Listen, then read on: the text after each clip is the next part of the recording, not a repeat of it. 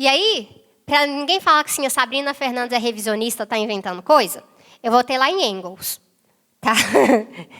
E aí ele fala, tá pequenininho aqui, mas eu vou ler para vocês. Tem uma carta dele de 1890 que ele está corrigindo os economicistas. E aí ele fala assim, olha, de acordo com a concepção materialista da história, o elemento determinante final na história é a produção e reprodução da vida real.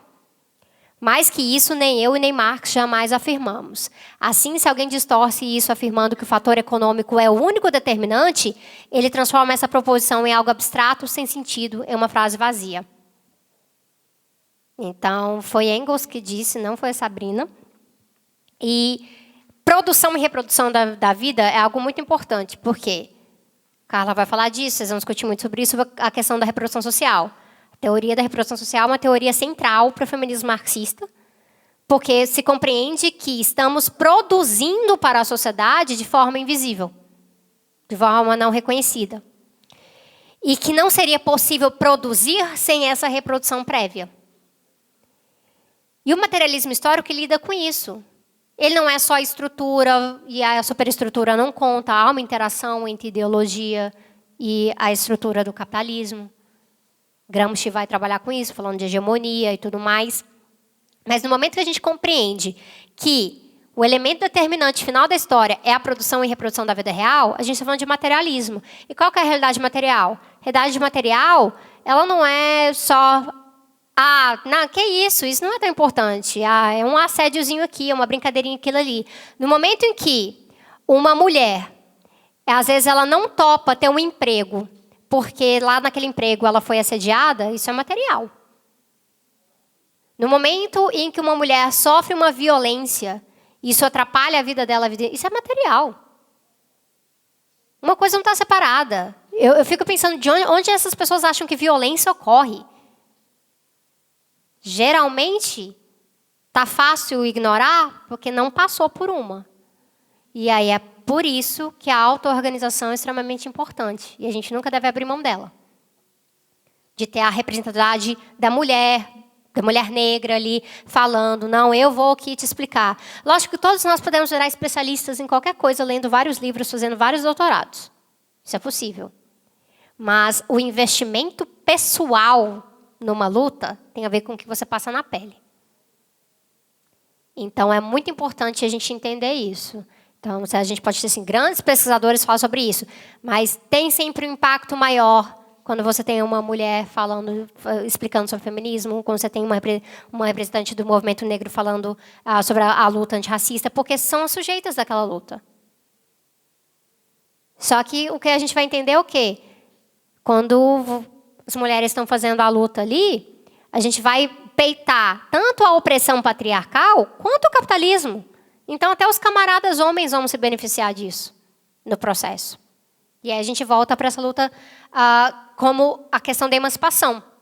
Então, é aquilo que eu falei, superação da condição de opressão, superação da estrutura de opressão e entender que o objeto da totalidade é a emancipação. Então, a gente considera a identidade porque o reconhecimento é importante, a gente organiza a luta e a gente pratica que tipo de sociedade a gente quer. Então, a gente já começa assim, olha, não, tudo bem, é que né, aí o pessoal fala assim, não, tá vendo, não, realmente, eu sou contra o machismo, realmente, mas isso não é papo para hoje. Eu falo, então, não está tendo como a gente trabalhar com isso aqui.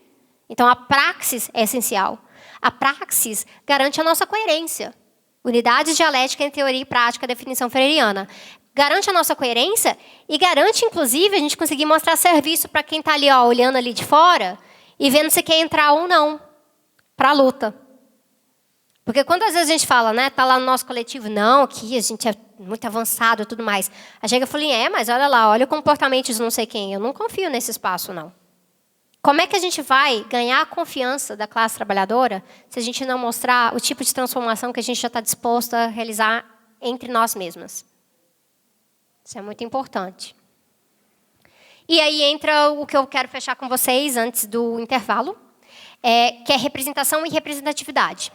Representação, ela pode ser inclusive externa, Então, alguém foi lá e representou uma pessoa indígena numa pintura. Ela está representada. Então, a representação ela pode ser passiva. A representatividade, não. O sujeito tem que fazer parte. O sujeito se autorrepresenta na representatividade. Então, essa é uma diferenciação. Dá para ver o que eu estou falando aqui? Então, a representação alguém vai lá e coloca. E aí eu gosto de falar que alguns modelos de representatividade comercial que rola por aí são simplesmente representação.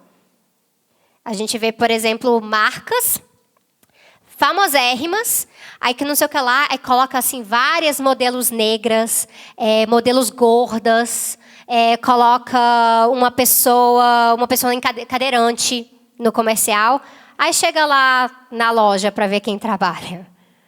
Aí você vai lá e vê a roupa, porque assim, na modelo gorda tinha o tamanho, mas na loja nunca tem. Então não é representatividade, é representação. Foi representado, contrataram alguém e representaram lá. A representatividade, ela traz o sujeito para ali. Só que ela também tem a sua diferenciação. Simbólica, substantiva. Representatividade simbólica é a mais fácil de todas. Então, Hillary Clinton tem representatividade simbólica de mulheres brancas, burguesas. Né? Então, vamos colocar. As outras coisas estão ali. Mas tá lá, nossa, seria muito bom. O pessoal fala assim, estou com ela, uma presidenta dos Estados Unidos, que maravilha que vai ser. E aí, aquela tristeza da vida de ter que falar assim, mas você não está entendendo que aquele senhorzinho de cabelo branco lá vai fazer melhor pelas mulheres do que essa aí? Aí parece dar um bug na cabeça da pessoa, né? Uai, mas vocês estão falando que querem mulheres no poder o tempo inteiro, aí finalmente tem a oportunidade de colocar uma mulher lá e vocês estão rejeitando. Bem complicado. Gente, eu ouvi isso. Na época da campanha, da nossa campanha do partido, tem gente falando que é absurdo você feminista voltando no Boulos. Eu, que? Você olhou para o programa que a gente construiu?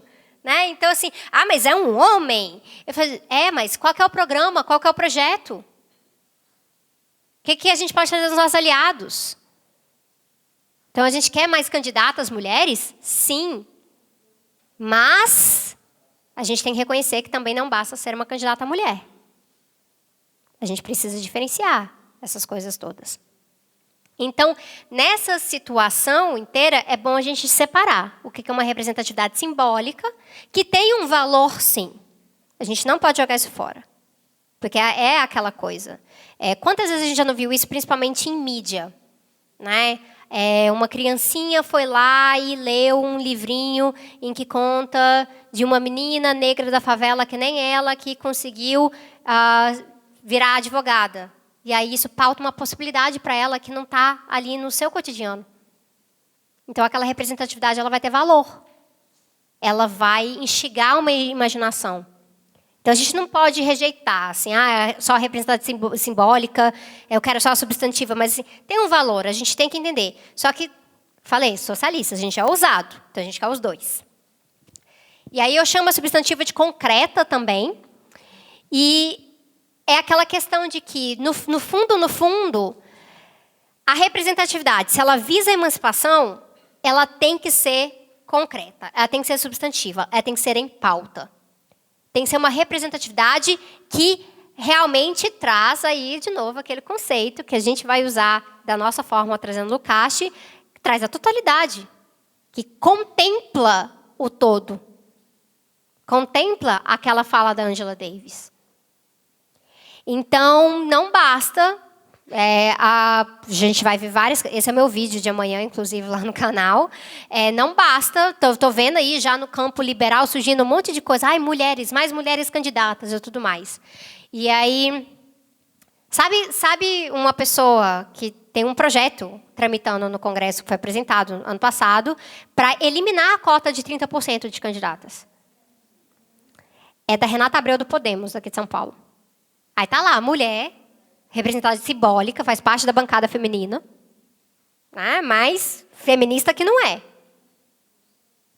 Então, não basta ser mulher, tem que ser feminista anticapitalista. que a gente diferenciar do feminismo liberal também nesse processo. Nesses tempos de tanto antifeminismo da sociedade conservadora, faz necessário a gente estar explicando cada pedacinho. Mas essa é a questão fundamental. Qual é o tipo de representatividade que a gente vai estar pautando nos nossos espaços? Com conteúdo. Isso é com conteúdo? Isso nos traz uma tarefa de organização muito, muito forte. A gente precisa organizar as mulheres. As mulheres precisam compreender que não estão só por si. Você não pode pautar algo sozinha. Porque não é simplesmente essa corrida aí tentando lidar com a meritocracia da sociedade que nunca existiu. A gente precisa se organizar, pautar, politizar, comprar certos debates, não ter medo deles, não cair nessa armadilha que ficou muito falada de que se a sociedade é conservadora não pode falar certas coisas. Então, tudo é a gente dar munição para a direita, hoje em dia. Né? Então, a gente não pode falar de Revolução Russa, porque dá munição para a direita. A gente não pode falar de feminismo, porque dá munição para Damares. Olha, não pode criticar ninguém, na verdade. Acabou a crítica, é a morte da crítica. E eu acho isso o fim do mundo porque me lembra de um cara chamado Francis Fukuyama, cientista político, que depois que o Muro de Berlim caiu, fala assim, é o fim da história. Então morreu a alternativa, o que a gente está fazendo aqui? Então, a crítica ela é muito poderosa nesse sentido. E se a gente vai trazer, então, as nossas lideranças, que representam os nossos grupos, a partir das identidades, mas focando em emancipação, focando em uma sociedade extremamente transformada, a gente vai conseguir atingir essa questão do todo. E aí, uma ferramenta muito importante que vai trazer a liga é a solidariedade. E a solidariedade ela é política. Muitas vezes, quando a gente se solidariza com alguém, a gente realmente sente por aquela pessoa. Especialmente se é uma companheira. Então, a gente, companheira, realmente, você sente empatia, você dá apoio, acolhimento, tudo aquilo ali. E isso é uma função interna nossa. Dentro dos nossos movimentos, a gente tem que ser sempre acolhedor. Mas a solidariedade ela tem que ser para quem a gente não conhece também. Tem uma autora que trabalha com isso lá nos Estados Unidos, ela chama de Oridin, e ela fala muito isso. A solidariedade, na verdade, é você trazer o outro para nós. É você transformar. Olha lá, aquela pessoa sofreu aquela violência. E aí eu me solidarizo, e aí eu vou pautando, vou explicando, olha, isso acontece na sociedade, assim, assim, assim, assado, e vai trazendo um reconhecimento entre si. Então, ela é muito poderosa nesse sentido, a gente nunca deve abrir mão e tem que ser extremamente coerente com a solidariedade, porque, que nem eu falei, algumas pessoas é bem fácil cair naquele, bem feito, nossa, não aguento, tá, mas aí que exemplo que a gente está dando para quem está para fora e não entende aquele antagonismo, por exemplo, com a direita? Então, é muito importante a gente sempre se posicionar contra qualquer tipo de opressão, independente de quem é a vítima. Porque aquela lógica pode cair em cima da gente em qualquer momento, e é aquela lógica que a gente quer abolir. E, por fim, essa é a questão do socialismo.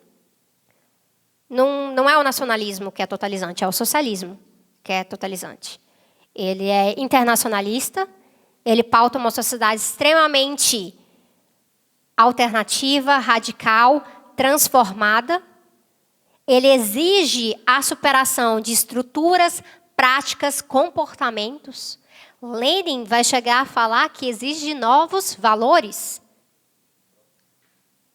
Então, como que a gente vai trabalhar? Tem um livrinho da expressão popular em que é tipo um discurso do Lenin para a juventude comunista, que eu gosto muito, porque ele discute ética nesse discurso. E a partir dessa compreensão inteira, a gente vai ver, olha, então, realmente, a gente não vai acabar com o patriarcado se a gente continuar mantendo valores machistas. Não vai. Então, esses novos valores são necessários. Fazer mudança individual é necessária. A gente não pode cair nessa falácia de que, como a gente combate estrutura, então um indivíduo não importa. Uma opressão a menos é uma opressão a menos. Uma cultura menos opressora dentro da organização é uma cultura menos opressora. Então, tem uma dialética aqui entre indivíduo e coletivo. E a gente não pode abrir mão disso. Seria muito fácil, né? A gente simplesmente, vamos ali, vamos expropriar os meios de produção. Tará, socialismo. Isso não é socialismo. O Mesaros, inclusive, vai falar que isso aí não tem superação de coisa nenhuma. Ele vai chamar de, pode até ser pós-capitalismo. Você mudou o modo de produção que estava vigente na época. Então, é um tipo de pós-capitalismo. Mas socialismo não é. O socialismo tem essa superação, o socialismo é totalidade e o socialismo é uma sociedade radicalmente transformada, ou seja, a partir da raiz. E não vai ser possível a gente construir um socialismo, conseguir trazer as pessoas, pautar as pessoas, juntar as pessoas, sem que a gente esteja trazendo o máximo de pessoas possível. E a militância tem que ser uma militância transformadora para elas. E mesmo que fosse possível, sei lá, né, vem o grupinho lá super iluminado e resolve o negócio, ela não vai ser sustentável. Aquela revolução não vai ser sustentável se a gente não tiver com todo esse alicerce, esse outro fundamento anti-opressão, bem martelado, bem fincado no solo, para ter algo para onde se construir. Então, não basta a gente ficar com essa ideia de que vamos só expropriar os meios de produção. A gente tem que construir um outro tipo de sociedade. E o socialismo ele só vai ser possível se a gente conseguir pautar que estamos tentando construir uma sociedade que não é opressora.